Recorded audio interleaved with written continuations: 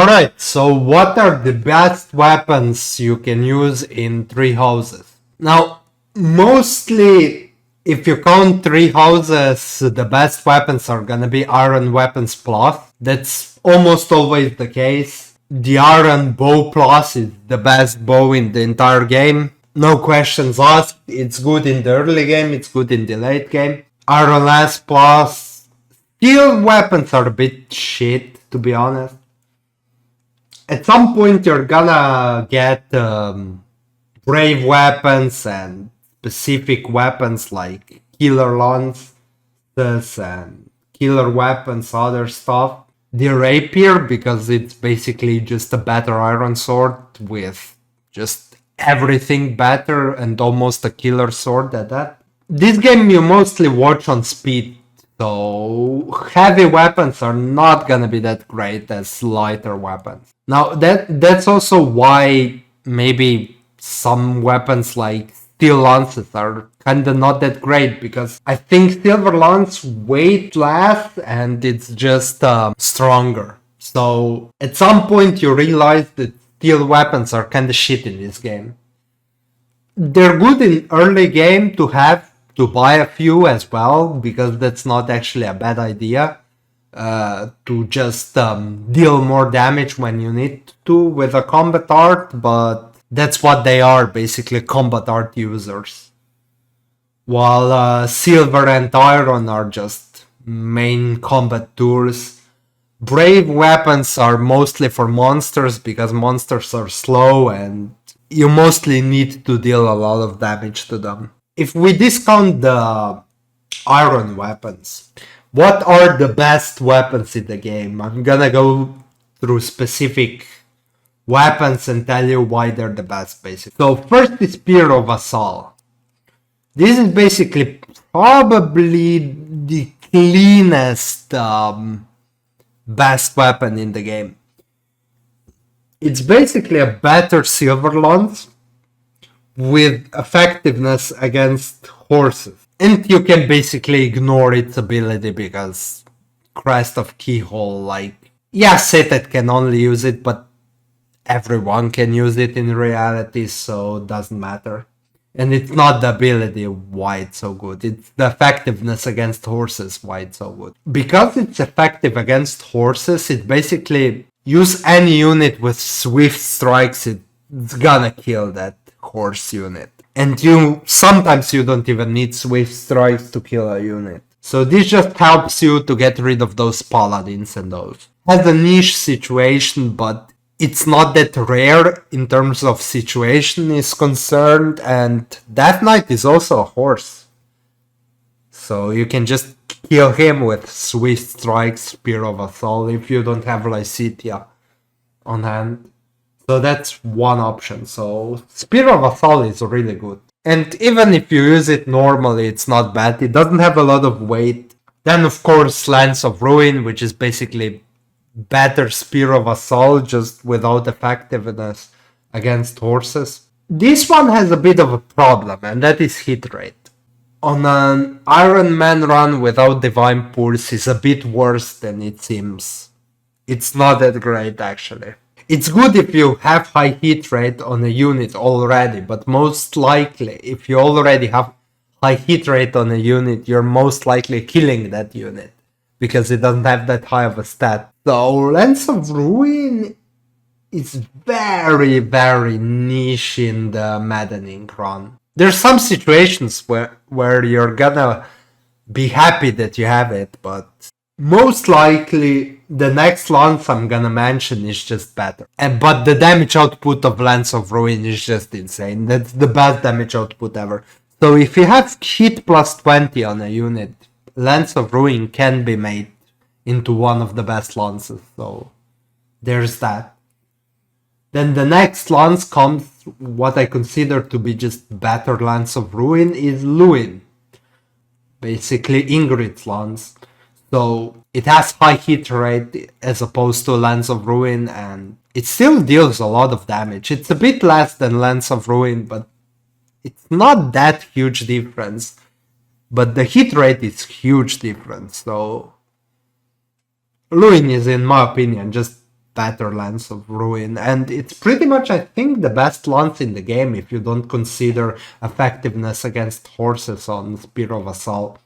Then we come to the bows, which is like every bow is the best bow, it's the best weapon, but mostly it's gonna be killer bows and Partia. And then maybe Fail Not if you play either Golden Deer or Blue Lions.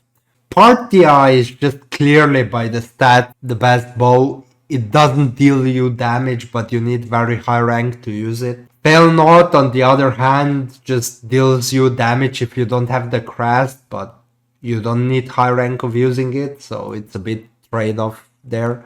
Also has less uses than Partia, I think. Then we have a Killer Bow, which is just gonna be probably your main bow on units like Shamir and other units with high dexterity who are snipers. As well as, even if it's not a sniper, like Leone with point blank volley, you would also use Killer Bow most of the time.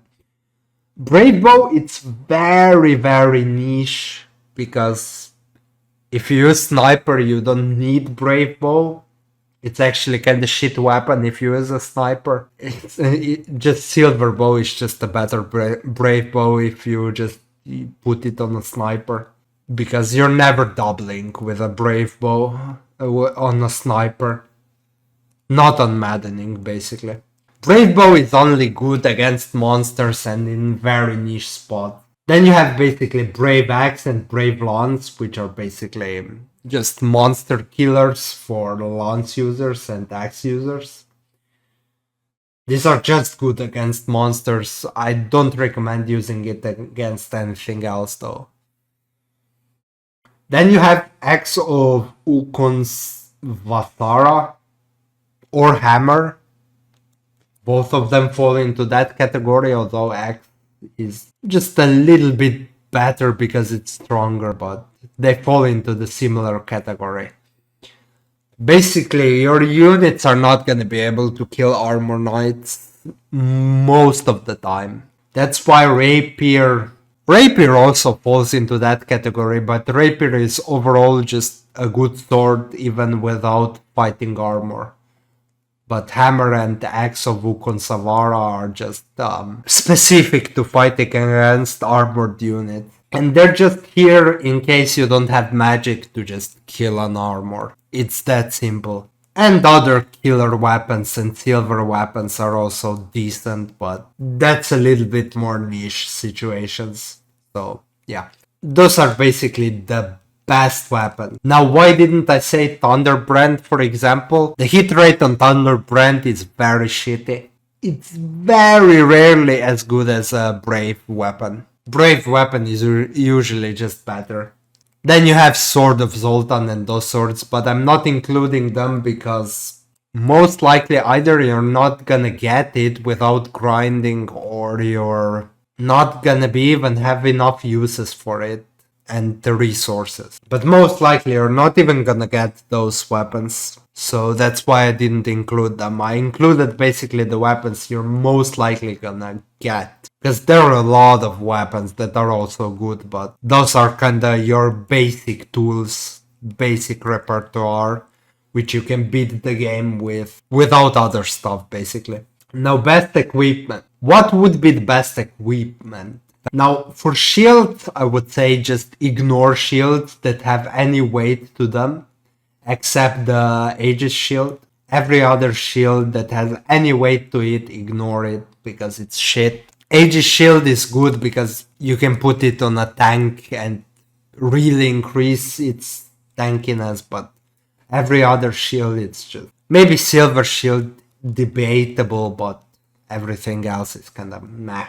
So yeah, ignore shields, except the ones that have zero weight, which are usually the shields that ignore the increased damage against a specific horse, flying, or armor. Those are nice because they also give you some protection for zero weight alongside defending against bonus damage. Now, basically the best rings are speed ring, march ring, accuracy ring, crit ring, and that's about it. Those are basically the best rings in the game.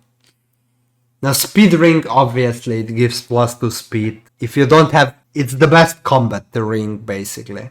March ring, it's just one of the best rings. It's one off in terms of you get only one in the entire game, I think. But it's just so good that you can always equip it, move, then unequip it, equip something else, and then still attack. And you still get that +1 move. And then you have accuracy ring, because accuracy is just so important on Maddening that if you don't have divine pulse, accuracy is just the best stat, to be honest. Better than strength. And then you have crit ring, which self-explanatory. If you already have high crit, just increase it by 10 as well. This is mostly on snipers, really good because they crit a lot. And then you have nice equipment, like basically no-brainer equipment like experience gem and knowledge gem, which no-brainers. If you need some weapon experience or class experience, just equip knowledge gem, and if you need some actual experience, just equip experience gem. You should use that through the entire games without unequipping experience gem, most likely on your best unit. And then you have healing stuff for healers specifically, just to increase the healing.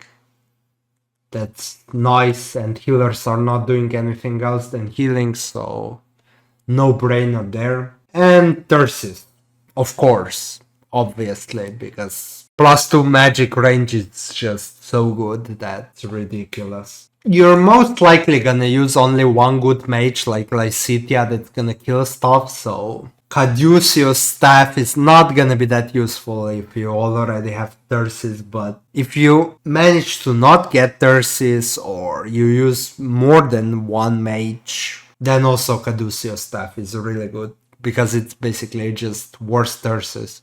+1 range instead of +2, but still, +1 range is +1 range. It's amazing.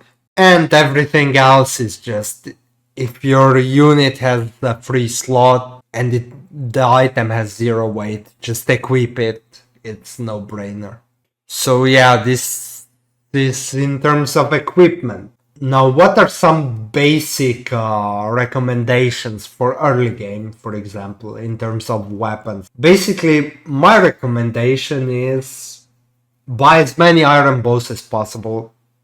For every character, at least one.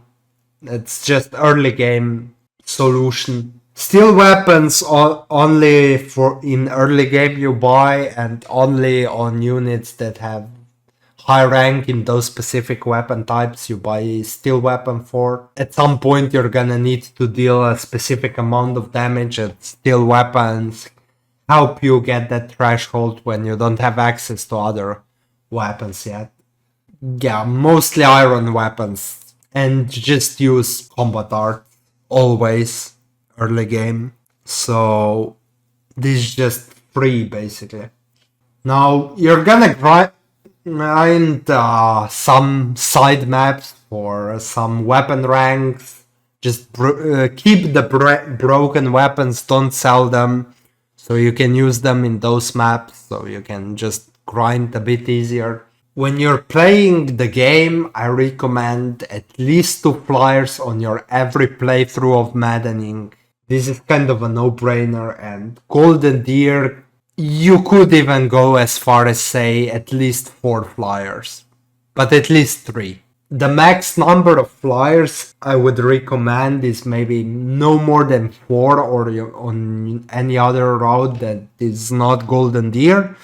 And on Golden Deer, maybe you can say 5 or 6 is the max, but 6 is already pushing it so far that I don't recommend that much. Maybe 5, maybe 4. You don't need to overexpand on flyers. While they're the best class, you still cannot have more than about 2 good combat units, so everyone else is just gonna be maybe a repositioner or something like that.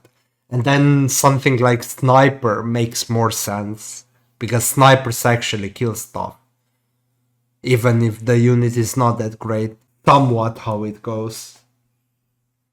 And then in terms of combat art, the best combat arts are basically the basic combat art for every weapon type. The first one, those are just overall the best.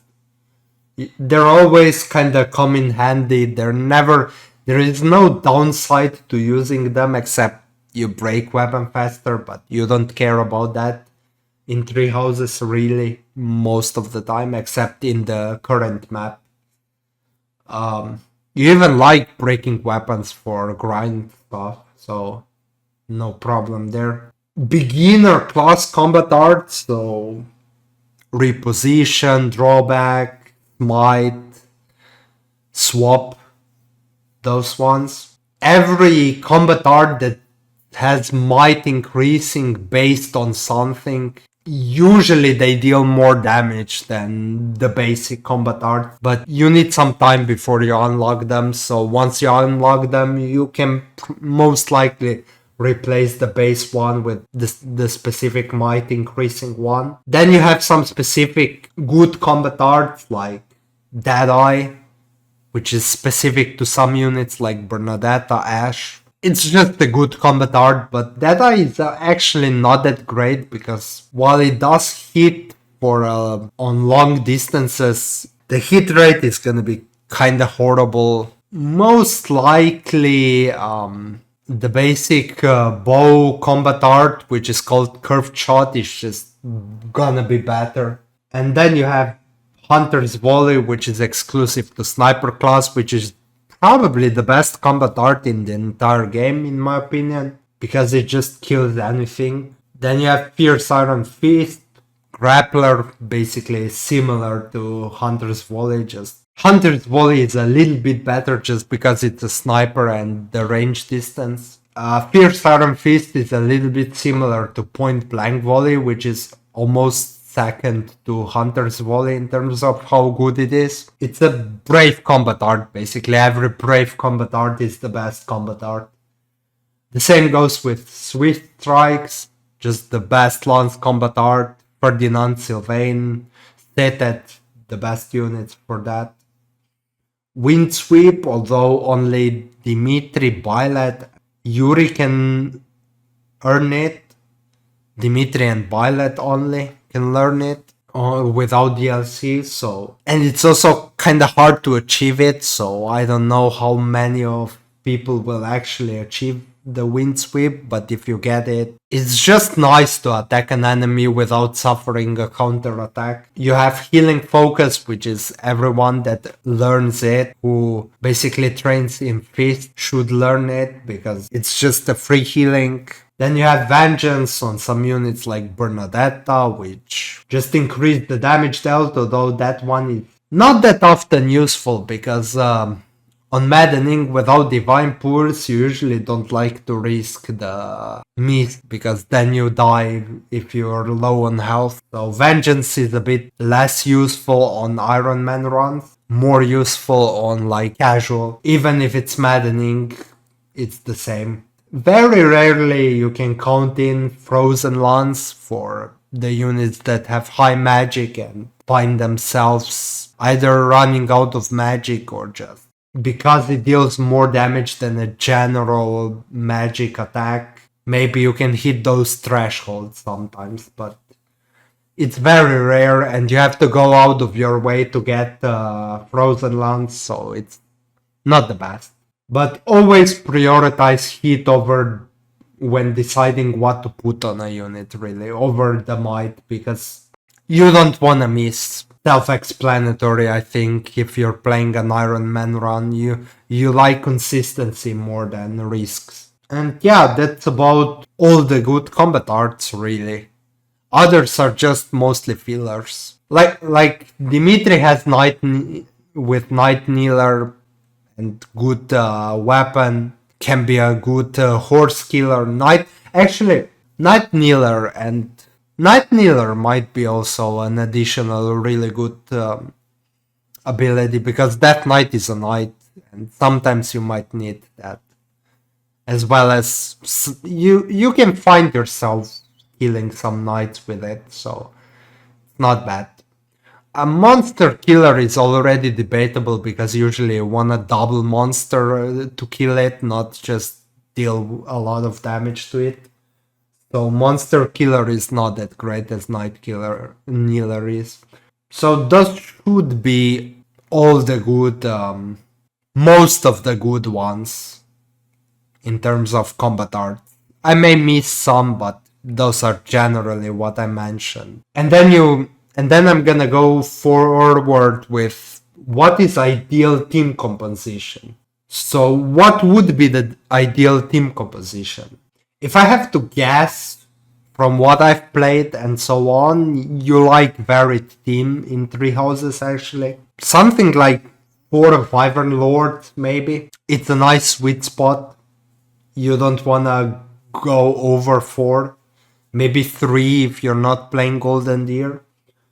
Then you have 1 Paladin, or I should say a Swift Strikes user actually. And Sylvain and Ferdinand should usually go into Paladin. I found that it's just easier to get into and better class for them. Can have 1 Grammary, which is obviously Lycitia. Maybe 1, of course, 1 Dancer. 1 Bishop because of healing. Then maybe 2 Snipers, I would say. 1, maybe it's a bit pushing it because 1 sniper is a bit too low amount of snipers because snipers actually kill stuff as opposed to Wyvern Lords that are not really trained much. So snipers might be better. Wyvern Lord is only the best on a unit that you put a lot of resources into. But everyone else is gonna be average or below average in Wyvern Lord, so snipers is a better class because it actually crits and kills stuff with Hunter's Volley. So yeah, 2 snipers I recommend. 1 is not enough maybe, but at least 1. And then you have 1 assassin because you like to keep some stuff like impregnable walls secured. You can take more risks with that as well, so there's that. So 1 assassin is not bad, and then you can take 1 war master maybe. Instead of 4 Wyvern Lords, you can also do Falcon Knights. That's basically the same. It's meant mostly flyers, not really necessarily Wyvern Lords.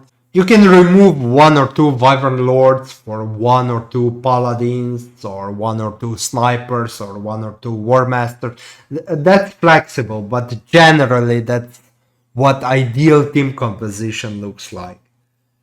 And then you have like maybe put on Grammary and a Dancer a protection, adjutant, and maybe on your main fighting unit an attacking adjutant, for example. Because the main attacking unit is probably Wyvern. So yeah, that's basically what are some general tips for team composition. And I think I've gone through everything now regarding what's good, what isn't, what you should use, what you shouldn't.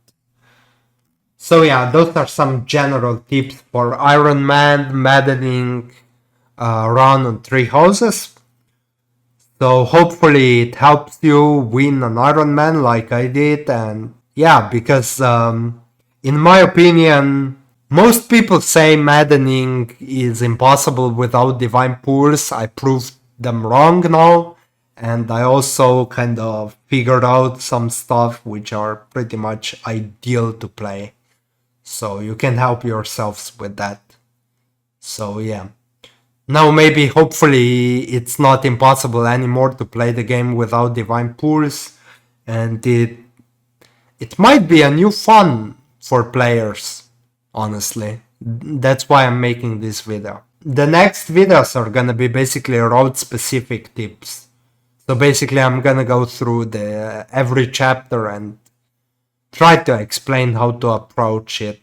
So you can basically use my tips to beat the game it's also gonna help you to beat the game on Maddening without having too much of a head hurting, for example. So yeah.